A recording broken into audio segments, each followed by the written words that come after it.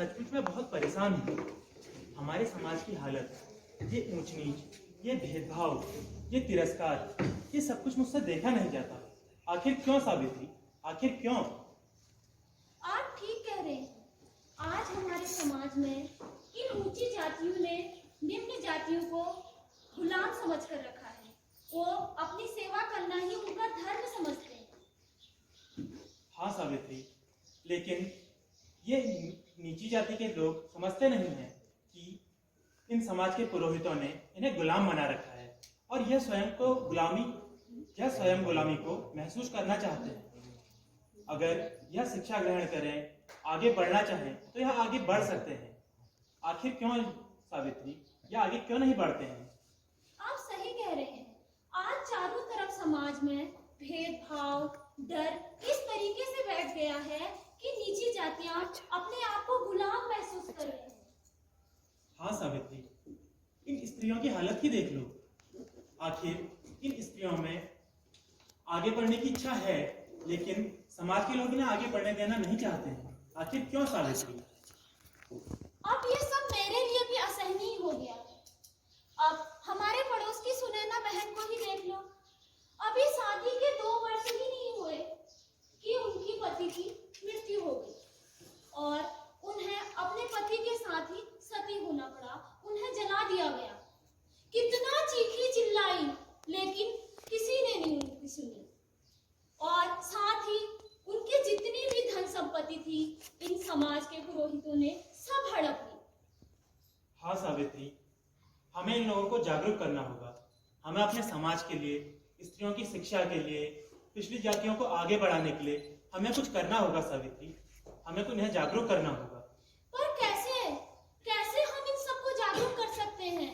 ये सब लोग तो अपने आप को पुरोहितों का गुलाम समझते हैं और पुरोहितों की ही तो बातें मानते हैं। हम इनको कैसे जागरूक कर सकते हैं? सावित्री, इसका जवाब भी मैंने ढूंढ लिया है।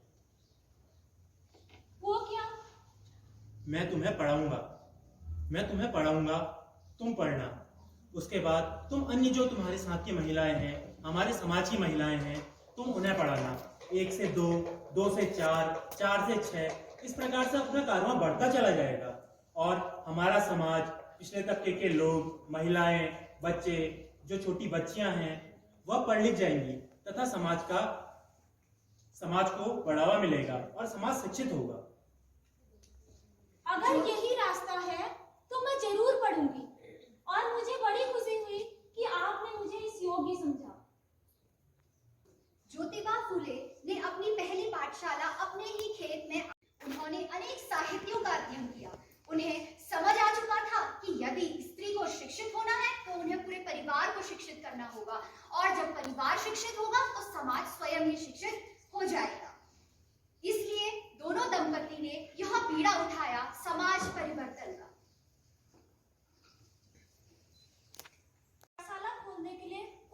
हमें पाठशाला खोलने के लिए कुछ छात्राओं को एकत्रित करना होगा। हाँ सावित्री, तुम ठीक कह रही हो। इस विषय में मैंने भी कुछ समाज में कुछ व्यक्तियों से बात करी है, किंतु बहुत समझाने पर एक व्यक्ति अपनी बच्ची को पढ़ाने के लिए तैयार हुए हैं। हमें इस विषय पर लोगों से जाकर बात करनी होगी।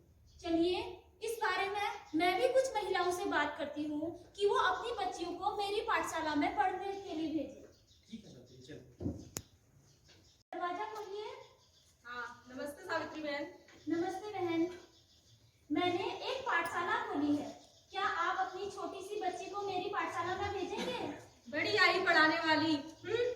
मैं अपनी बेटी को पढ़ा लिखाऊंगी तो वो चरित्रहीन नहीं हो जाएगी। अरे बहन, कैसी बातें कर रही हो? क्या पढ़ने लिखने से बेटियां चरित्रहीन हो जाएंगी? समाज में बेटियां पढ़ेंगी लिखेंगी नहीं तो वो सही गलत का फर्क कैसे समझ पाएंगी? तुम ठीक कह रही हो सावित्री बहन, लेकिन जो तुम ये पढ़ाने का कार्य शुरू कर रही हो, इसके समाज के ठेकेदार तुम पे ताने मारेंगे। अब जो भी हो, मैं सब सहूंगी, कभी झुकूंगी नहीं। मैंने कदम बढ़ा लिया है तो मैं अब पीछे नहीं हटूंगी। मैं अपने लक्ष्य को हासिल करके रहूंगी।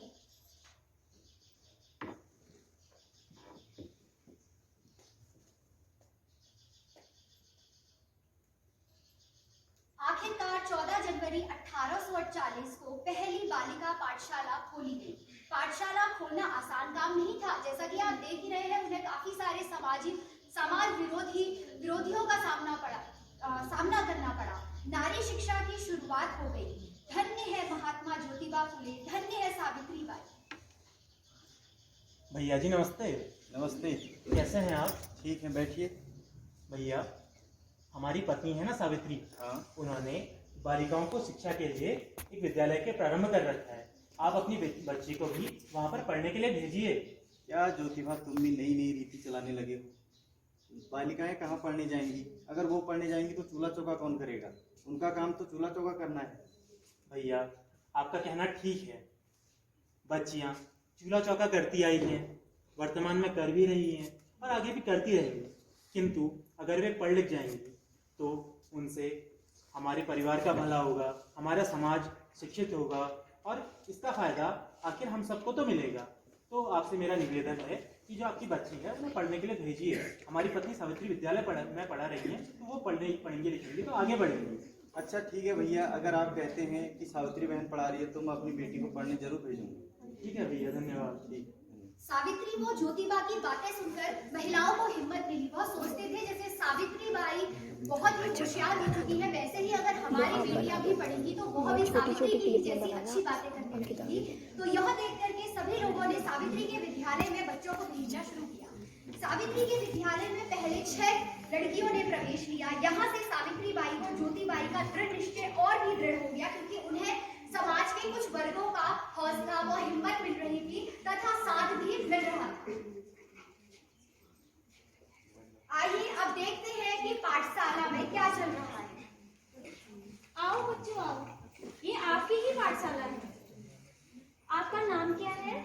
मेरा नाम माधवी है। वाह, आप ही की तरह आपका नाम भी है। आपका नाम क्या है? मेरा नाम लक्ष्मी है। वाह, लक्ष्मी की ही तरह सुंदर लगती हो। आज आपको गिनतियाँ आती हैं? नहीं। आज हम गिनतियाँ सीखेंगे। अपना हाथ खड़ा कीजिए, आप मुट्ठी बंद कर लीजिए, आप अंगुली खड़ी कीजिए। ये क्या है? अंगुली तो है, लेकिन कितनी है? पता नहीं। 1 2 3 4 5 कितनी? 5 1 2 3 4 5। तो कैसी लगी आज की पाठशाला? बहुत अच्छी। अब हम संगीत सीखेंगे।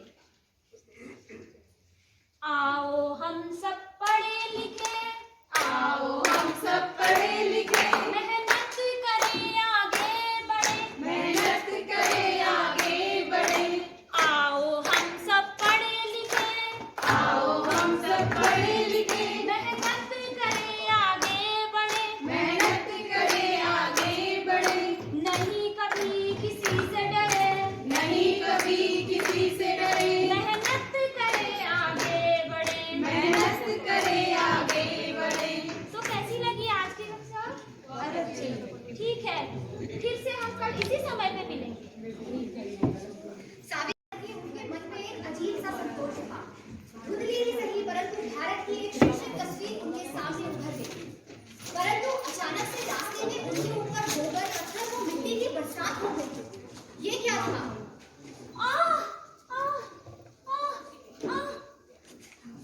वो सिहर गई, वो सहम गई। सावित्री, क्या हुआ सावित्री? वो मैं पाठशाला से लौट रही थी तो सब मुझे ताने मारने लगे, सब मुझे चरित्रहीन करके सुनाने लगे। मेरे पे गोबर, पत्थर और कीचड़ से मेरी साड़ी भी खराब। सावित्री, तुम धैर्य रखो, तुम चिंता ना करो। हमने समाज को जो आगे बढ़ाने का कार्य उठा रखा है, इसमें हमें लोगों का तिरस्कार, लोगों से अपमान सब कुछ ग्रहण करना पड़ेगा। और किंतु जब हम इन्हें आगे पढ़ाएंगे और समाज शिक्षित होगा तो आगे चलकर यह सब लोगों को समझ में आ जाएगा कि हम यह कार्य क्यों कर रहे हैं। आप ठीक कह रहे हैं। जो हमने कदम बढ़ाया है उसके लिए हमें कई सारी परेशानियों का सामना करना पड़ेगा। आपकी इन्हीं बातों से मुझे हिम्मत मिलती है। अब मैं अपने लक्ष्य से कभी नहीं डिगूंगी। मैं चाहे लोग मेरे पे पत्थर फेंके, कीचड़ फेंके, कुछ भी करें, मैं नहीं झुकूंगी।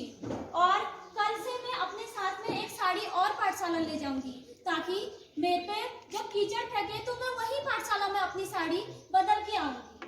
सावित्री, हमने समाज को सुधारने का बीड़ा उठाया है और इसमें हमें लोगों का अपमान भी सहना पड़ेगा, लेकिन इससे समाज सुधरेगा और एक नए कल की शुरुआत होगी। सावित्री, तुम्हारे हर कदम में मैं तुम्हारे साथ हूँ और मैं हमेशा तुम्हारे साथ देता रहूंगा।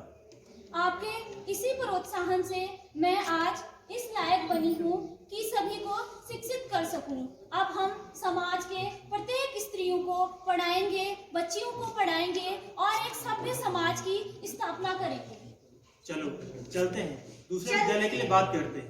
ठीक है। दूसरे विद्यालय की ओर शिक्षा का बीज बोले। सावित्री व ज्योतिबा एक दूसरे की हिम्मत थे, ताकत थे। पूरे समाज का विरोध झेलने के बाद भी उन्होंने समाज में परिवर्तन लाने की ठानी थी। उनके पिता ने समाज के बहकावे में आकर के उन्हें घर से भी निकाल दिया था, परंतु फिर भी उन्होंने हिम्मत नहीं हारी। उन्होंने दृढ़ निश्चय लिया तथा भारत में उस वक्त में कुल 18 बालिका विद्यालयों का निर्माण किया। आज जो आगे बढ़ रही है स्त्री, आज यहाँ पर बैठी हुई हर एक स्त्री सावित्रीबाई फुले व ज्योतिबा फुले की ऋणी है। आज जो हम पढ़ रहे हैं ये उन्हीं की देन है, क्योंकि उस समय के समाज में स्त्रियों को पढ़ने और आगे बढ़ने की अनुमति नहीं थी। वो पहले व्यक्ति थे जिन्होंने यह पीड़ा उठाया। धन्यवाद। हर युग में कोई एक क्रांतिवीर बनकर आता है, नई झलक जगाता है। ज्योतिबा फूले महात्मा की अमर ये गाथा है, इतिहास बताता है। हर युग में कोई एक क्रांतिवीर बनकर आता है, नई झलक जगाता है। ज्योतिबा फूले महात्मा की अमर ये गाथा है, इतिहास बताता है।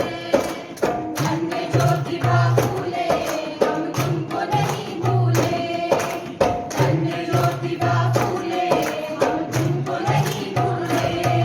जो स्वाभिमान से जीने की नई राह दिखाता है, कोई सिर न झुकाता है।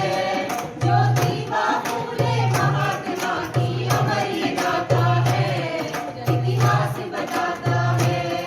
जो स्वाभिमान से जीने की नई राह दिखाता है, कोई सिर न झुकाता है। ज्योतिबा फूले महात्मा की अमर ये गाथा है, इतिहास बताता है। धन्य ज्योतिबा फूले, हम तुमको